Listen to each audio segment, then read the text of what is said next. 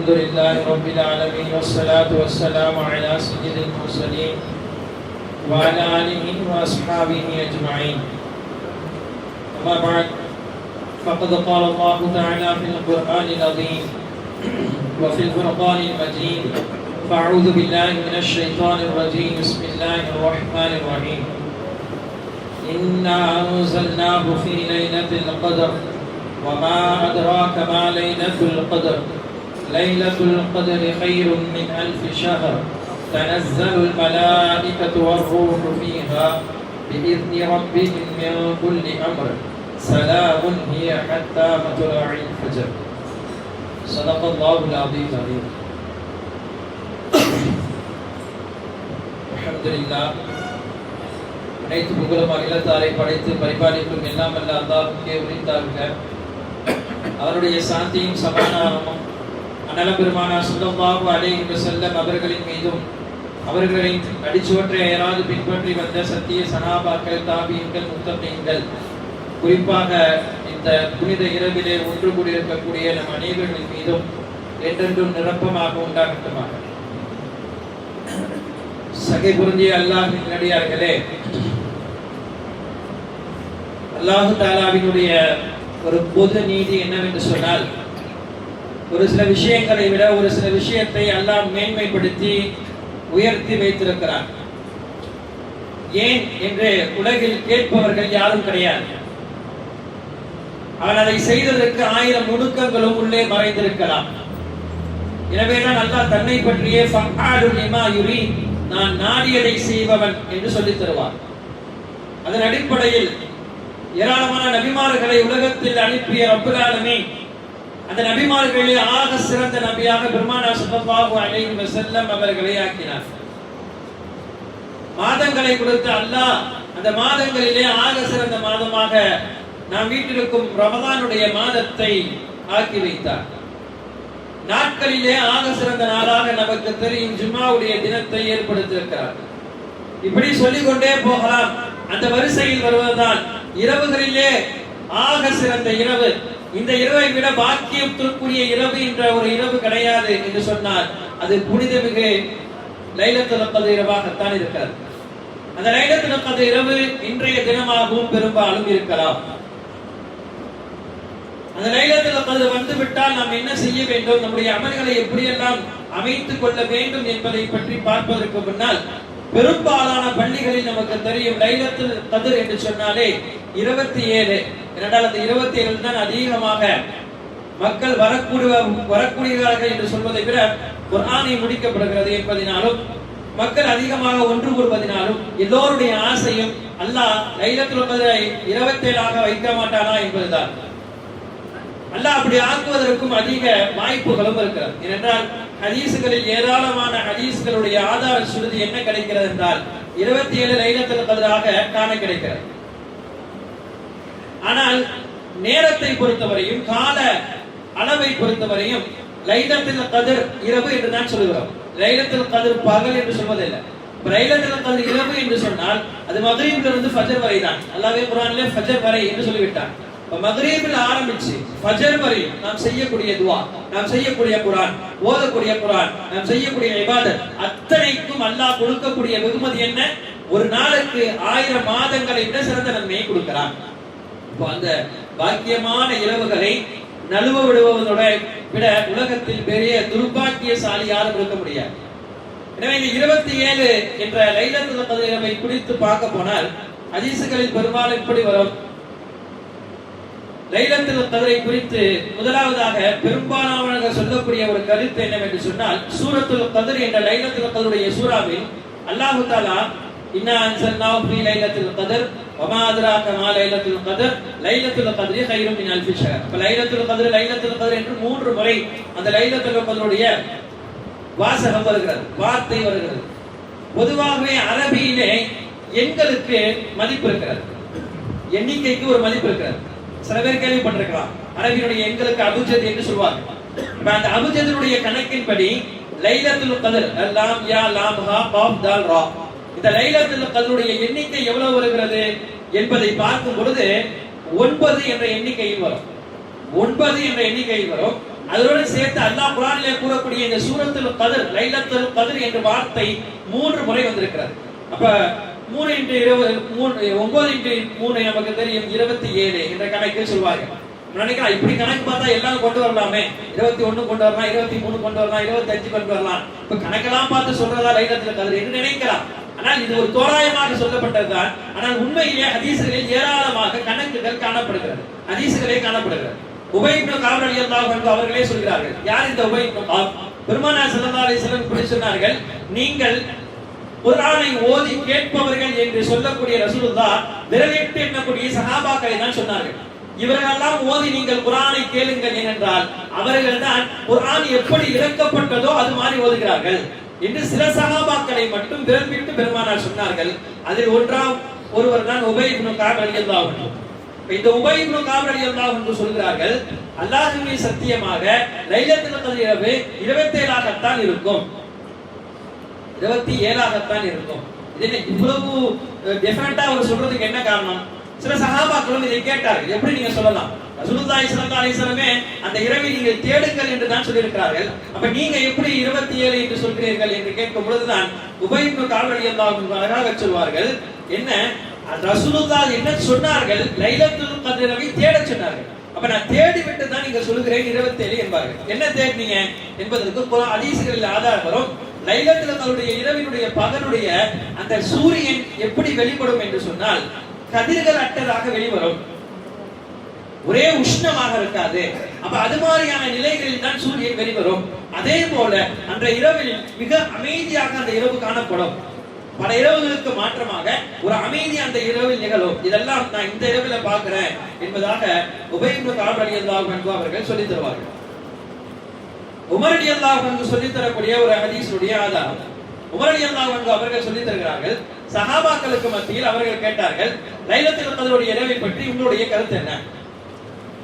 ஒவ்வொரு சஹாபாக்கள் ஒவ்வொரு மாதிரியாக சொல்லும் பொழுது உமர் ரலியல்லாஹு அன்ஹு அவர்கள் எல்லா சஹாபாக்களையும் கேட்டு கடைசியாக இப்னு அப்பாஸ் ரலியல்லாஹு அன்ஹு அவரிடம் கேட்கிறார்கள். இந்த இப்னு அப்பாஸ் ரலியல்லாஹு அன்ஹு அவர்கள் யார்? இவர்கள் பெருமானார் ஸல்லல்லாஹு அலைஹி வஸல்லமிடம் துஆ வாங்கிய மாபெரும் சஹாபி. சொல்ல போனால் பிரத்யேகமாக நாயகம் இவருக்காக துஆ செய்திருக்கிறார்கள். என்ன துஆ? யா அல்லாஹ் இந்த இப்னு அப்பாஸை தீனுடைய கல்வியிலே, மார்க்கத்தை விளங்குவதனுடைய கல்வியிலே ஆழமாக அனைத்தும் தெரிந்த இப்னு அப்பாஸாக இவரை ஆக்கி என்று பெருமானார் இந்த இப்னு அப்பாஸ் ரலியல்லாஹு அன்ஹு அவர்களுக்கு துஆ செய்திருக்கிறார். ரசூலுல்லாஹ்வுடைய துஆவுக்கு பின்னால் இந்த இப்னு அப்பாஸ் ரலியல்லாஹுக்கு அல்லாஹ் கொடுத்த உயரம் மார்க்க கல்வியில் என்னவென்றால் அனைத்து குர்ஆனுடைய விரிவுரையாளர்களும் குர்ஆனுக்கு விளக்கம் வேண்டும் என்று சொன்னால் இவரை கேட்காமலோ, இவருடைய ஆலோசனையை பார்க்காமலோ, இவரிடத்த விரிவுரையை பார்க்காமலோ விரிவுரை கொடுக்க முடியாது. அப்போ அனைத்து விரிவுரையாளர்களுக்கும் இவர் தான் தந்தை, ரயீசுல் முஃபஸ்ஸிர் என்று சொல்லப்படும். ஏன்னா அனைத்து குர்ஆனுடைய விரிவுரையாளர்களும் இவரிடத்திலிருந்து தான் விரிவுரை எடுக்க வேண்டும். அப்படிப்பட்ட இப்னு அப்பாஸ் ரலியல்லாஹு அன்ஹு அவர்களும் சொல்கிறார்கள், என்னன்னா லைலத்துல் கத்ர் இரவு 7 வரும், 7 வரும் அப்படின்னு சொன்னா 1 3 5 7 9. இப்போ இதுல 7 அப்படின்றது ஒற்றைப்படையாக 27 தான். 7 னோட 17 சொல்ல முடியாது.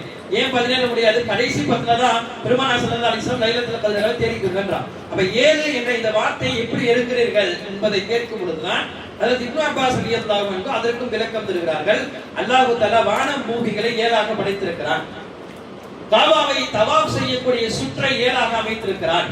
ஷைத்தானுக்கு கல்லெறிதல் 7ஆக இருக்கிறது.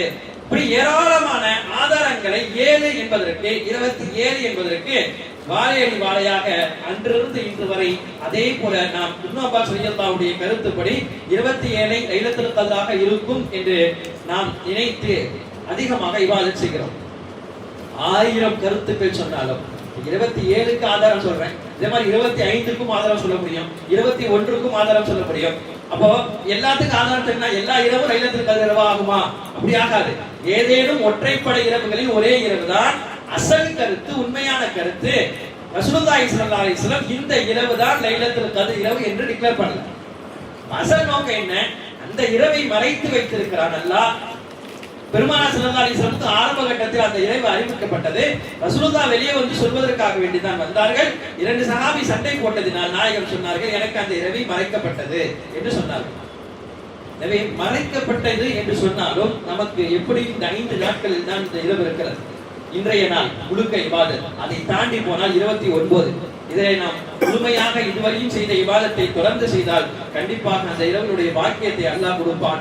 அந்த இரவினுடைய பாக்கியத்தை பெற்றவர் காலம் முழுக்க அமல் செய்தாலும் கூட அவருடைய அமலை ஒரு தராசிலும் 27 ஒரே ஒரு 27 அல்ல, லைலத்துல் கத்ருடைய இரவுடைய அமலை ஒரு தராசில் வைத்தாலும் லைலத்துல் கத்ருடைய அமல் மட்டும் கனத்தால் தாழ்ந்து விடும். அவருடைய ஆயுள் முழுக்க அவர் செய்த இபாதத்திற்கு சரிசமமாக வராது. ஏனென்றால் அல்லாஹ் அப்படித்தான் குர்ஆன்ல சொல்றான், 1000 மாதங்களை விட சிறந்த இரவு உண்டாம். அல்லாஹ் தஆலா ஒரு வரையறை சொல்லல, 1000 மாதங்களுக்கு சமமான இரவு என்று சொல்லல, 1000 மாதங்களை விட சிறந்த இரவு என்று அல்லாஹ் சொன்னதனுடைய அடிப்படையில் வரையறை இல்லாமல் இந்த இரவுக்கு அல்லாஹ் நன்மையை கொடுக்கிறான். எனவே நாம் இந்த இரவிலே முழுக்க முழுக்க இபாதத் செய்வதற்கு கடமைப்பட்டிருக்கிறோம். இந்த லைலத்துல் கத்ர் இரவிலே அல்லாஹ் குர்ஆனை இறக்கினார். வமா அத்ராக மா லைலத்துல் கத்ர், நாயகமே அந்த லைலத்துல் கத்ர் இரவு என்றால் என்ன என்று உங்களுக்கு தெரியுமா? அல்லாஹ் கேட்கிறான். கேட்டுவிட்டு சொல்றான், லைலத்துல் கத்ரி கைரும் மின் அல்ஃபி ஷஹர், அந்த இரவு 1000 மாதங்களை விட சிறந்த இரவு. தனஸ்ஸலுல் மலாயிகத்து வர்ரூஹு ஃபீஹா, அந்த இரவில் தான் தனஸ்ஸலுல் மலாயிகா, மலக்குமார்கள் இறங்குகிறார்கள், வருகை தருகிறார்கள். மலக்குமார்களுடைய வருகையை குறித்து குர்ஆனில் இந்த இரவை போன்று வேற எந்த இரவுகளிலும் தெளிவாக கிடையாது. ஹதீஸ்களில் வரும், மலக்குமார்கள் வீட்டுக்கு வராங்க, மக்ரிபுடைய நேரம், ஃபஜ்ருடைய நேரம் என்றெல்லாம் வரும். ஆனால் ஒரு தெள்ளத் தெளிவாக குர்ஆனுடைய வசனத்தில் அல்லாஹ்வே வந்து மலக்குமார்கள் வரக்கூடிய ஒரு இரவு என்று சொல்லுகிறார் என்றால் அந்த இந்த இரவில் மட்டும் தான் அல்லாஹ் பேசுகிறார். மலக்குமார்கள் படையுடன் இந்த இரவிலே இறங்குகிறார்கள். மலக்குமார்கள் இறங்குவதற்கு என்ன நோக்கம்? பொதுவாக மலக்கு வருகிறார் என்றால் ரசூலுல்லாஹ் இருக்கும் பொழுது வகி கொண்டு வருவார். அல்லாஹ்வுடைய உத்தரவுக்கு எங்கே ஏதாச்சும் போர் இருந்துச்சு, மலக்குமாருடைய உதவி வேண்டும் என்றால் மலக்கு வந்து போர் புரிவார். இப்படி ஏதாவது காரணத்துக்காண்டி தான் மலக்குமார்கள் உலகத்திற்கு வருவாங்க. சம்பந்தமே இல்லாம மலக்குமார்கள் உலகத்திற்கு வரமாட்டார்கள். இந்த இரவில் மலக்குமார்கள் உலகத்திற்கு வருவதற்குரிய காரணம் என்ன? 2 காரணத்திற்காண்டி மலக்குமார்கள் இந்த இரவில் உலகத்திற்கு வருகிறார்கள். ஒன்று, அல்லாஹ் முதலாக மனித படைப்பை நான் படைக்கிறேன் என்று சொன்னான். இனி ஜாயில் கலீஃபா, மனிதனை என் உலகத்துல கலீஃபாவாக படைக்கிறேன் அப்படின்னு சொல்லும் பொழுது மலக்குமார்களிடம் ஒரு ஒரு மசூராவாக அல்லாஹ் சொல்றான், எடுத்து வைக்கிறான், இப்படி நான் படைக்க போறேன் அப்படின்னு. அப்ப கேட்ட மலக்குமார்கள் என்ன செய்யணும்? அல்லாஹ் அப்படியா, நல்ல விஷயம், இல்ல நீ நானே செய்யலாம் இப்படி சொல்லியிருக்கலாம். ஆனா மலக்குமார்கள் என்ன சொன்னார்களாம், யா அல்லாஹ், உன்னை துதிப்பதற்கும் உன்னை வணங்குவதற்கும் நாங்கள் இருக்கிறோம். மலக்குமார்களோட வணக்கத்துல யாரு உயரமாக வணக்கம் செய்ய முடியும்? அப்படி யாரும் வணக்கம் செய்ய முடியாது. அப்ப நாங்கள் உன்னை வணங்குவதற்கு இருக்கும் பொழுது இந்த மனித படைப்பை நீ படைக்கிறாயே, இவர்கள் உலகத்தில் ஒருவரை அடித்துக் கொண்டும் வெட்டி கொண்டும் ரத்தத்தை ஓட்டுவார்களே, அப்படிப்பட்ட மனித படைப்பையா நீ படைக்க போகிறாய் என்று மலக்குமார்கள் அல்லாஹ்விடத்தில் கேட்டார்கள். அப்படி கேட்ட மலக்குமார்களை தான் அல்லாஹ் பூமியில இருக்கிறான். நீங்க கேட்டீங்களா, இப்ப உலகத்துல போய் பாருங்க, எனது அடியாருடைய நிலையை பார்த்து விட்டு எனக்கு சொல்லுங்க. என்னுடைய அடியாரை பார்த்து நீங்கள் தவறாக பேசிய வார்த்தை எந்த அளவுக்கு இருக்கிறது என்று உலகத்தில் போய் அவர் என்ன செய்கிறார் என்று பார்த்து வாருங்கள் என்று சொல்லி அனுப்புகிறார். மலக்குமார்கள் இங்கு வந்தவுடன் அவர்கள் 2 வேலை செய்கிறார்கள். ஒன்று, நாம் என்ன செய்கிறோம் என்பதை பற்றி அல்லாஹ்விடத்தில் எடுத்து சொல்கிறார்கள். இரண்டாவது, நாம் கேட்கக்கூடிய துஆவுக்கு ஆமீன் சொல்வதற்காக வருகிறார்கள். நாம் கேட்டு மலக்கு ஒரு துஆவுக்கு ஆமீன் சொல்கிறார்னா அந்த துஆ அங்கீகரிக்கப்படுவதற்கு ஆக சிறந்த துஆ. மலக்குமார்கள் பாவமில்லாத மலக்குமார்கள், மலக்குமாருடைய வாயிலிருந்து வரக்கூடிய வார்த்தைகளை எல்லாம் அல்லாஹ் கபூல் செய்கிறார். அப்ப அந்த மலக்குமார்களை அல்லாஹ் இறக்கி விடுகிறார். இறக்கி விட்டு எனது அடியானுடைய நிலையை குறித்து பார்த்து வர சொல்கிறார். அதே போல் நாம் செய்யக்கூடிய துஆவுக்கு ஆமீன் சொல்ல சொல்கிறார். எனவேதான் ஒரு வகையில இந்த துஆ, இந்த இரவை மறைக்கப்பட்டதற்கும் ரசூலுல்லாஹ் சொல்லிட்டு சொல்லுவாங்க, இந்த இரவை உங்களுக்கு மறைக்கப்பட்டுச்சு, மறைக்கப்பட்டதும் ஒரு வகையில நல்லதுதான். ஏன் நல்லது? இவ்வளவு சிறப்பு மிகுந்த இரவுன்னு சொல்லிட்டான். மலக்குமார்கள் வந்து நாம் செய்யக்கூடிய அனைத்து காரியங்களையும் அல்லாஹ்விடத்தில் எடுத்து காட்டுகிறார்கள். இப்ப இந்த நேரத்துல இதனுடைய மகத்துவத்தையும் அருமையும் பெருமையும் தெரியாத ஏதாவது ஒரு முஸ்லிம் இந்த இரவிலும் பாவம் செய்து விட்டான், வாழ்க்கையில் அவன் குறைக்க முடியாத பாவகாரியமாக அவனுடைய பாவமாகிவிடும். அது மிகப்பெரிய கரையாகிவிடும். அந்த கரையை எதை வைத்து அவன் சுத்தப்படுத்த நினைத்தாலும் அதை சுத்தமாக்க முடியாது. ஏனென்றால் அல்லாஹ் நான் உனக்கு இவ்வளவு இந்த இரவினுடைய சிறப்பையும் மாண்பையும் சொல்லியும் கூட இந்த இரவில் நீ பாவம் செய்கிறார் என்றால் உனக்கு எவ்வளவு துணிவு என்று அல்லாஹ் கேட்டால் அந்த கேள்விக்கு பதில் கொடுக்க உலகத்தில் யாரும் இருக்க முடியாது. அது மறைக்கப்பட்டிருக்கிறது என்பதும் ஒரு முஸ்லிமுக்கு நல்லதுதான். அதே போல அமல் செய்து விட்டா பரவாயில்ல, ஒரு கட்டத்தில் அமல் செய்யாம அந்த இரவை கழித்து விட்டால் அப்படியும் இருக்கக்கூடாது. இரண்டையும் தவிர்த்து விட்டு என்னால் எவ்வளவு அமல்கள் முடியுமோ அந்த அமல்களுக்குரிய இரவாக நம்முடைய இந்த இரவை ஆக்குவதற்கு நாம் முயற்சி செய்ய வேண்டும். மலக்குமார்கள் வருகை தரக்கூடிய இரவு, சில ஹதீசுகள் அதற்கு சான்றாக கூட கிடைக்கும். மலக்குமார்கள் வருவாங்கன்னா எப்படி மலக்குமார்கள் வருவாங்க என்று நினைக்கலாம். ஹதீஸ் வருகிறது, நமக்கு தெரியும், அன்னலார் ரலியல்லாஹு அன்ஹு ஒரு சஹாபி இருந்தார். அந்த சஹாபி பெருமானார் ஸல்லல்லாஹு அலைஹி வஸல்லம் சபையில இருந்து வீட்டுக்கு போன பிறகு வீட்டாருடன் கலந்து பேசி உறவாடி ரொம்ப சந்தோஷமா இருந்தார். சந்தோஷமா இருக்கக்கூடிய அந்த நேரத்தில் அவங்களுக்கு ஒரு சிந்தனை வருது. என்ன அன்னலா, ரசூலுல்லாஹி ஸல்லல்லாஹு அலைஹி வஸல்லம் உடைய சபையில இருக்கும் பொழுது உங்களுடைய நிலை எப்படி இருந்துச்சு? அல்லாஹ்வை நினைச்ச, ரசூலை நினைச்ச, அந்த நினைவுகள் எல்லாம் மறுமை சார்ந்ததாக இருந்துச்சு. அல்லாஹ் ரசூலை நினைத்து, நரகத்தை நினைத்து, சூனத்தை நினைத்து, அந்த நினைவுகளே முழுக்க முழுக்க மறுமையை உன்னை போய் விட்டது. ஆனால் இன்று நீ வீட்டுடன் வந்து சந்தோஷமாக இருப்பது என்பது நிலைக்கு மாற்றமாக இருக்கிறதே. என்ன அன்னலா, முனாஃபிக் விட்டாயா? அங்கு ஒரு மாதிரி இங்கும் ஒரு மாதிரி இருக்கிறியே என்று உள்ளத்தில் அவர்களுக்கு வந்த கவலை அவர்களை தாங்க முடியாமல் தெருக்களிலே சொல்லிக் கொண்டே போனார்களாம். அன்னலா முனாஃபிக் ஆகிவிட்டான், அன்னலா முனாஃபிக் ஆகிவிட்டான் என்று நாயகம் ஸல்லல்லாஹு அலைஹி வஸல்லம் வந்து கூட அந்த குழப்பலை விடவில்லை. பெருமானார் ஸல்லல்லாஹு அலைஹி வஸல்லம் தான் சொன்னார்கள், நிறுத்துங்கள், அன்னலா, நீங்கள் சொல்வது போல நீங்கள் இருந்தால், நீங்கள் சபையிலே இருப்பதை போல மற்ற நேரங்களில் இருக்க வேண்டும் என்று ஆசைப்படுகிறீர்கள். ஆனால் மனித உள்ளம் அதை ஏற்றுக்கொள்ளாது. மனித உள்ளம் சுபாவம் என்பது எல்லா நேரங்களிலும் அந்த நேரத்துக்கு தகுந்தாற் போல் மனிதன் மாறிவிடுவான். எல்லா நேரத்திலும் அல்லாஹ் ரசூலை நினைத்துக் கொண்டே இருந்தால் அவன் மனிதனாக இருக்க முடியாது என்று ரசூலுல்லாஹ் சொல்லிட்டு சொன்னார்கள். என்றால் எனக்கு முன்னால இருக்கிற மாதிரியே நீங்க வெளியில போய் இருக்கணும்னு நினைச்சீங்கன்னா உங்களுடைய நிலை எப்படியா இருக்குன்னா, மலக்குமார்கள் நீங்கள் தெருக்களில் போனால் அவர்கள் உங்களுடன் முசாஃபஹா செய்வார்கள். அந்த அளவுக்கு உங்களுடைய நிலையை அல்லாஹ் மாற்றி விடுவான் என்று பெருமானார் ஸல்லல்லாஹு அலைஹி வஸல்லம் சொல்லி தருவார்கள். இரவுகளில் ஆக சிறந்த இரவு மட்டுமல்ல, இரண்டாவது கட்டம் மலக்குமார்கள் வருகை தரக்கூடிய இரவாக இருப்பதனால் இந்த இரவில் அதிக கவனம் தேவை. மூன்றாவது, இந்த இரவை பற்றி அல்லாஹ் சொல்கிறான், ஸலாமு ஹிய ஹத்தா மத்லஇல் ஃபஜர். இந்த இரவில் சாந்தி, சமாதானம் உண்டாகிறது, சலாம், நிம்மதி உண்டாகிறது. சலாம் அனைத்திற்கும் சலாமுடைய அர்த்தம் பொருந்தும்.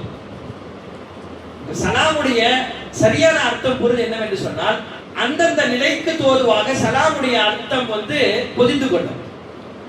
பெருமானார் ஸல்லல்லாஹு அலைஹி வஸல்லம் மட்டுமல்ல, அனைத்து நபிமாருடைய வாழ்க்கை வரலாற்றையும் குர்ஆனுக்குள் எடுத்து நாம் புரட்டி படித்தால் எல்லா நபிமார்களுக்கும் அல்லாஹ் சொன்ன ஒரே ஒரு வார்த்தை சலாம் தான்.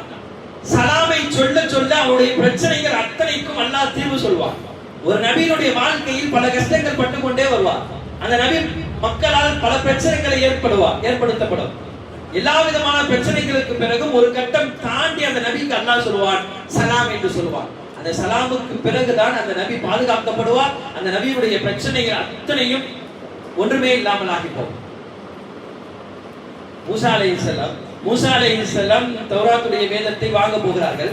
போன மூசா அலைஹிஸ்ஸலாமுக்கு ஒரு ஆசை, வாங்கிவிட்டு வர வேண்டும். ஆசைப்பட்டார்கள், யா அல்லாஹ் உன்னை என் கண்களால் காண வேண்டும். காலம் முழுக்க அல்லாஹ்விடத்திலே அதிகம் பேசிய நபி, ஒரு கட்டத்தில் பார்க்க வேண்டும் என்ற ஆசை. யாரும் மூசா அலைஹிஸ்ஸலாம் பேசுவதை போல அல்லாஹ்விடத்தில் அவ்வளவு நெருக்கமா பேசல.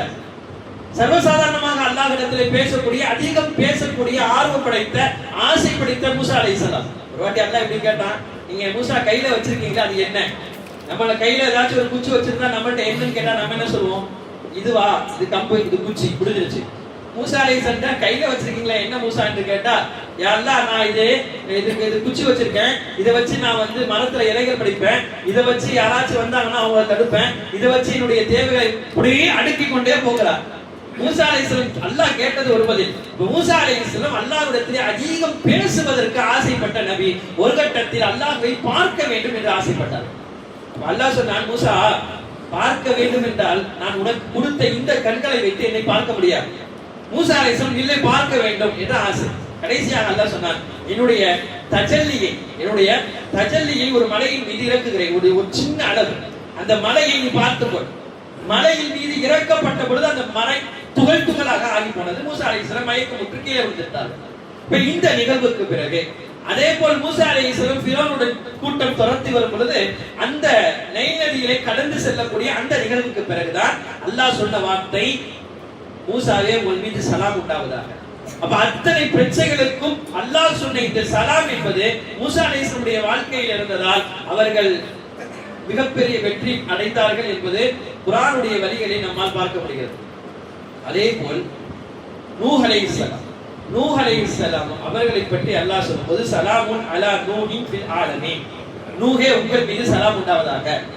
நூஹ் அலைஹிஸ்ஸலாம் மீது எப்போ அல்லாஹ் இந்த வார்த்தையை சொன்னார்? நமக்கு தெரியும், நூஹ் அலைஹிஸ்ஸலாமுடைய வரலாற்றை எல்லாம் படித்திருப்போம். அந்த கப்பலின் நல்லவர்களை மட்டும் நூஹ் அலைஹிஸ்ஸலாம் ஏற்றிக் கொண்டார்கள். கப்பல் போகிறது. கப்பலுக்கு அல்லாஹ் அந்த உத்தரவு என்ன? வானத்திலிருந்து மழை வர வேண்டும், பூமியிலிருந்து தண்ணீர் பீரிட்டு வர வேண்டும். சாதாரணமான உலகத்தினுடைய நடைமுறையே எத்தனையோ தடவை கப்பல்ல போயிட்டு இருக்கும்போது எவ்வளவு பெரிய கப்பலா இருந்தாலும் வெறுமனையே கடல் சீற்றமாகும், அலைகள் சீற்றமாகும். அந்த அலைகளுடைய சீற்றத்திற்கு மட்டும் கப்பல் கவிழ்ந்து போகும். அதை சொல்லுவாங்க, அந்த கப்பல் இந்த கப்பல் டைட்டானிக் கப்பல்னா சொல்லுவாங்க, ஒண்ணுமே இல்லாம போயிடும். அப்ப நூஹ் அலைஹிஸ்ஸலாம் அவர்களுக்கு அல்லாஹ் செய்து கொண்ட இந்த கப்பல் என்ன கவுராதா? இந்த கப்பல் கவுரும் அளவுக்குமா மழை தண்ணீர் வரவில்லை? வெறுமனையே மழை வந்து மட்டும் வந்தாவே போதும். ஆனா அல்லாஹ் குர்ஆன்ல எப்படி உத்தரவிட்டான்? மேலே இருந்து வானம் பீரிட்டு மழையை பொழிகிறது, கீழே இருந்து தண்ணீர் பீரிட்டு வருகிறது. ரெண்டும் சேர்ந்து அடிக்கும் பொழுது இந்த கப்பல் எந்த தூரத்தில் போய்விடும்? தண்ணி உள்ள வருமா, தள்ளி வந்திருக்குமான்னா கண்டிப்பா வந்திருக்கும். ஆனா வந்த தண்ணீரை கப்பலை முழுக வைக்காமல் அல்லாஹ் பார்த்துக் கொண்டான். இப்படி ஏன் பாதுகாத்துக் கொண்டான்? அல்லாஹ் மூசா அலைஹிஸ்ஸலாம் நூஹ் அலைஹிஸ்ஸலாம் மீது அந்த சொன்ன அந்த வார்த்தை சலாமுன் அலா நூஹ் என்ற இந்த வார்த்தையிலே அல்லாஹ் தஆலா நூஹ் அலைஹிஸ்ஸலாமை காப்பாற்றுகிறார். இப்ராஹிம் அலைஹிஸ்ஸலாம், இதெல்லாம் குர்ஆனுடைய அத்தனை ஆதாரங்கள், ஹதீஸ் அல்ல.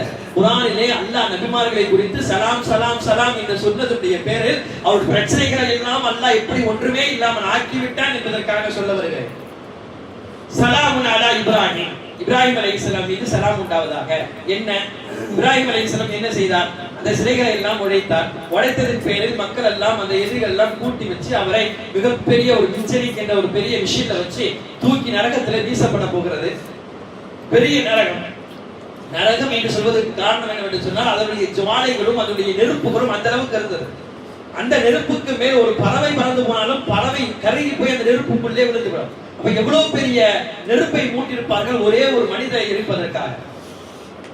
இந்த நெருப்புக்கு அல்லாஹ் என்ன கட்டளையிட்டான்? கூனி பர்தம் வ சலாமா, சலாம் என்ற வார்த்தை தான். இப்ராஹிம் மீது வந்து விழுந்தால் நீ எப்படி ஆகிவிட வேண்டும்? அவருக்கு குளிர்ந்ததாக, அவருக்கு ஏற்றார் போல் நீ ஆகிவிட வேண்டும் என்று நெருப்புக்கு அல்லாஹ் கட்டளையிடுகிறார். அதே சலாம் என்ற வார்த்தை இங்கு பயன்படுத்துகிறார். அதான் ஆரம்பத்தில் இருந்து சொல்கிறேன், சலாம் என்ற வார்த்தை ஒரே அர்த்தத்தை கொடுக்கக்கூடிய வார்த்தை அல்ல. அந்தந்த நேரத்துவாக நம்முடைய நிலையை மாற்றி அல்லாஹ் அமைக்கக்கூடிய வார்த்தை தான் இந்த சலாம் என்ற வார்த்தை. சலாம் என்ற வார்த்தை அங்கு இப்ராஹிம் அலைஹிஸ்ஸலாமுடைய வாழ்க்கையிலே 40 நாட்கள் இருந்தார்கள். வெளியே வந்து சொன்ன வார்த்தை, உலகத்துல வாழ்ந்த காலத்தை விட நெருப்பிலே நான் வாழ்ந்த காலம் ரொம்ப நல்லா சுகமாக நான் வாழ்ந்தேன் என்று சொல்கிறார்கள். இதுதான் சலாம். இதையெல்லாம் தாண்டி ஆதம் அலைஹிஸ்ஸலாம் முதல் ஈசா அலைஹிஸ்ஸலாம் வரை அத்தனை நபிமார்களுக்கும் சலாம். அனைத்து சலாமையும் தாண்டி பெருமானார் ஸல்லல்லாஹு அலைஹி வஸல்லமுக்கு அல்லாஹ் ஒரு சலாம் சொல்கிறார். இது எல்லா நபிக்கும் மாற்றமான சலாம். எல்லா நபியும் உலகத்திலே அவர்களுக்கு வந்த துன்பம் துயரத்தெல்லாம் எடுத்த பொழுது அல்லாஹ் வானத்திலிருந்து சொன்ன சலாமை அந்த மக்கள், அந்த ஊர்வாசிகளுக்கு, அவர்களை நம்பிய நபிக்கும் அந்த மக்களுக்கும் பெரிய நிவாரணமாக ஆகி போகிறது. ஆனால் ரசூலுல்லாஹ்வுக்கு அல்லாஹ் சொன்ன சலாம் என்பது இந்த சலாமை அல்லாஹ் நேரடியாக மிஅராஜுக்கு வர வைத்து சொல்கிறார். அதைத்தான் ஒவ்வொரு தொழுகையிலும் நாம் ஓதுகிறோம். அத்தைஹியாத்தில் ஓதுகிறோமே, அஸ்ஸலாமு அலைக்க அய்யுஹன் நபி, நபியே உங்கள் மீது சலாம் உண்டாவதாக என்று அல்லாஹ் நேருக்கு நேராக பெருமானார் ஸல்லல்லாஹு அலைஹி வஸல்லம் அவருக்கு சலாம் சொல்கிறார். ரசூலுல்லாஹ்வுக்கு சொன்ன இந்த சலாம் போல் மற்ற நபிமார்களுக்கும் அல்லாஹ் சலாம் சொன்னார். சலாத்தினுடைய மிகப்பெரிய சக்தியால் அந்த நபிமார்களுக்கு இருந்த அத்தனை பிரச்சனைகளும் தட்டப்பட்டு விட்டது. அதே போல் ரசூலுல்லாஹ்வுக்கும் ஆகியது. மட்டுமல்ல, மேராஜுக்கு எந்த நபிக்கும் கொடுக்காத மிகப்பெரிய அற்புதத்தை ரசூலுல்லாஹ்வுக்கு அல்லாஹ் மேராஜில் கொடுக்கிறார். நேரடியாக அல்லாஹ் வந்து பேச கூப்பிட்டு விட்டார். அஸ்ஸலாமு அலைக்க அய்யுஹன் நபி என்று சொல்லிவிட்டார். எல்லா மனிதருக்கு, ஒரு மனிதருக்கு இதை விட உச்சம் உலகத்தில் மறுமையில் எதுவும் இருக்க முடியாது. அப்ப அந்த இடத்துல ரசூலுல்லாஹ் இருக்கிறார். இந்த இடத்தில் அல்லாஹ்வுக்கு முன்னால் இருக்கக்கூடிய இந்த நிலை உலகத்தில் யாருக்கு, எந்த பெரிய தலைவருக்கு வந்தாலும் வேற எந்த சிந்தனையும் அவருக்கு வராது. அல்லாஹ் என் கூட பேசுறான், அல்லாஹ் எனக்கு சலாம் சொல்றான், நேரடியாக நான் பேசிட்டு இருக்கேன், இப்போ என் அத்தா, என் அம்மா, என் குழந்தைகள் எதுவுமே என்னுடைய சிந்தனைக்குள் வரவே வராது. ஒரு மனிதனுடைய நிலை அப்படித்தான் இருக்கும். ஆனால் பெருமானார் ஸல்லல்லாஹு அலைஹி வஸல்லம் உங்களுக்கு சலாம் உண்டாவதாக சொல்லும் பொழுது ரசூலுல்லாஹ் கேட்டார்கள், யா அல்லாஹ், இது சலாம் எனக்கு மட்டும் தானா, எனது உம்மத்திற்கு இல்லையா? உம்மத்திற்கு எனக்கு சலாம் உனது சலாம் கிடையாதா என்று ஒரு நபி கேட்டார் என்று சொன்னால் அது பெருமானார் ஸல்லல்லாஹு அலைஹி வஸல்லம் மட்டும்தான். நாயகம் கேட்ட மாத்திரத்தில் அல்லாஹ் அடுத்து சொன்னா இபாதில்லாஹி ஸாலிஹீன், உன்னுடைய எம்மத்தில் யாரெல்லாம் நல்லடியார்களாக இருக்கிறார்களோ அவர்கள் மீது எனது சலாம் உண்டாவதாக என்று பெருமானார் ஸல்லல்லாஹு அலைஹி வஸல்லம் ஆசைப்பட்டதை அல்லாஹ் மிஅராஜிலே கொடுத்தான். இவ்வளவு பேசியதற்கு என்றால் அல்லாஹ் அந்த சலாமை தான் இந்த இரவில் கொடுக்கிறேன் என்று சொல்றார். சலாம் சலாம் சலாம் நம்ம இன்னைக்கு சாதாரணமான முறையில் அஸ்ஸலாமு அலைக்கும் அஸ்ஸலாமு அலைக்கும், அது சாதாரண வார்த்தை அல்ல. ஒரு முறை அஸ்ஸலாமு அலைக்கும் வரஹ்மத்துல்லாஹி பரக்காத்துஹு என்று ஒரு முஸ்லிமை பார்த்து சொல்லிவிட்டால் ஆயுள் முழுக்க அவருக்கு நாம் துஆ செய்கிறோம் என்று பொருள். அதனாலதான் சலாம் சொல்றதுன்றது சுன்னத்து, பதில் சொல்றதுன்றது வாஜிப். சொல்றது சொல்லாம இருக்கிறது சுன்னத்து. சொல்லிவிட்டார் என்றால் பதில் சொல்லி ஆக வேண்டும், சொல்லவில்லை என்றால் அவர் பாவி. சலாமுடைய அர்த்தம் இன்னும் விரிகிறது. நமக்கு இதுவரையும் போதுமாக இருக்கும். அல்லாஹ் இந்த வாழ்க்கையிலே இந்த தருணத்திலே அல்லாஹ்வுடைய சாந்தியும் சமாதானத்திலும் இந்த இரவிலே அதிகமாக இருக்கிறார். எனவே நாம் அதை புரிந்து கொண்டு அதிகமாக அல்லாஹ்விடத்திலே துஆ செய்ய கடமைப்பட்டிருக்கிறோம். இந்த லைலத்துல் கத்ருடைய இரவிலே ஆயிஷா ரலியல்லாஹு அன்ஹா கேட்ட வார்த்தை, யா ரசூலுல்லாஹ், நாங்கள் லைலத்துல் கத்ரை இரவை அடைந்து விட்டால் நாங்கள் என்ன துஆ செய்ய வேண்டும்? பெருமானார் ஸல்லல்லாஹு அலைஹி வஸல்லம் சொல்லி கொடுத்தார்கள், அல்லாஹும்ம இன்னக அஃபு துஹிப்புல் அஃப்வ ஃபஅஃபு அன்னா, யா அல்லாஹ், நீ மன்னிப்பை விரும்புகிறாய், எனவே எங்களை மன்னிப்பாயாக என்று துஆ செய்ய வேண்டும் என்று பெருமானார் ஸல்லல்லாஹு அலைஹி வஸல்லம் அவர்கள் சொல்லித் தருகிறார். எனவே நாம் அதிகமாக இந்த இரவிலே துஆ செய்ய கடமைப்பட்டிருக்கிறோம். தொழுகுவோம். அனைத்தையும் விட மேலாக துஆவை நாம் கையில் எடுப்போம். தஹஜ்ஜுடைய தொழுகையை மறக்காமல் தொழுவோம். இந்த இரண்டையும் சரியாக செய்துவிட்டு அதிகமாக பாவ மன்னிப்பை தேட வேண்டும். பாவ மன்னிப்புக்குரிய ஏற்றமான நாள் என்பது இன்றைய தினம். வாழ்க்கையிலே எவ்வளவோ பாவம் செய்திருப்போம். அந்த பெரும் பாவங்களுக்கெல்லாம் அல்லாஹ் நான் முடிவு கட்டுகிறேன், நீங்க கேட்க மட்டும் செய்யுங்கள் என்று சொல்கிறார். எனவே தௌபாவை கையில் எடுக்க வேண்டும். தௌபா செய்து விட்டு அடுத்த கணம் மௌத்தானால் எந்தவித பாவங்களையும் அதுவரையும் செய்ததை எல்லாம் அல்லாஹ் அழித்து விடுவான். தௌபானா என்ன? நமக்கு பல பேருக்கு தௌபானா என்ன தெரியாமல் இருக்கலாம். தௌபானா என்ன? இதுவரையும் நான் செய்த அந்த பெரும்பாவங்களுக்காக அல்லாஹ்விடத்திலே அஸ்தக்ஃபிருல்லாஹ் என்று சொல்லி அல்லாஹ்விடத்திலே மன்னிப்பு கேட்கிறோம். மன்னிப்பு கேட்ட பிறகு நாம் நினைத்து இத்தனை காலம் செய்த அந்த பாவத்தை செய்யாமல் இருக்க வேண்டும். எப்பெல்லாம் அந்த பாவம் ஞாபகம் வருதோ அதற்காக அல்லாஹ்விடத்தில் மன்னிப்பு கேட்க வேண்டும். அப்படி நாம் மன்னிப்பு கேட்டோம் என்றால் நாளைய தினத்திலே அல்லாஹ் அந்த பாவத்தை எல்லோருக்கும் முன்னாலும் எடுத்து சொல்ல மாட்டான். ஆனா நான் மன்னிப்பு கேட்டேன், இந்த லைலத்துல் கத்ர்ல அந்த பெரிய பாவம் எனக்கு மட்டும் தான் தெரியுது, நான் மன்னிப்பு கேட்டு ஒரு வாரம் ஒரு மாசம் கரெக்டா இருக்கிறேன், அடுத்து மறுபடியும் அந்த பெரும் பாவம் செய்கிறேன் என்று சொன்னால் இந்த மன்னிப்பு அல்லாஹ்விடத்திலே கேன்சல். இதுக்கு அல்லாஹ் மன்னிப்பு கொடுக்க மாட்டான். அப்ப எது தௌபாவுடைய அசல் கருத்து என்ன? நாம் கேட்டு விட்டால் அடுத்து அந்த பாவத்தை நினைக்க கூடாது, அடுத்து அந்த பாவத்தை செய்யலாமா அப்படின்னு உள்ளத்துல எண்ணம் கூட வரக்கூடாது. அப்படி நாம் பாவத்திற்காக மன்னிப்பு கேட்டால் அந்த தௌபா சக்கராத்தில் கூட இருந்தாலும் அல்லாஹ் மன்னிக்கிறான். கடைசி நேரம் சக்கராத்துக்கு முன்னால கொஞ்ச நேரம் இருக்குல்ல, அந்த நேரத்துல அதனாலதான் என்ன சொல்றாங்கன்னா, யா அல்லாஹ், திடீர் மரணங்களை விட்டு பாதுகாப்பு தா என்று அதிகமாக துஆ செய்யுங்க. ஏன் திடீர் மரணங்களை விட்டு பாதுகாப்பு கேட்கணும்னு சொன்னா, திடீர் மரணங்கள் ஏற்பட்டால் தௌபா செய்ய முடியாது.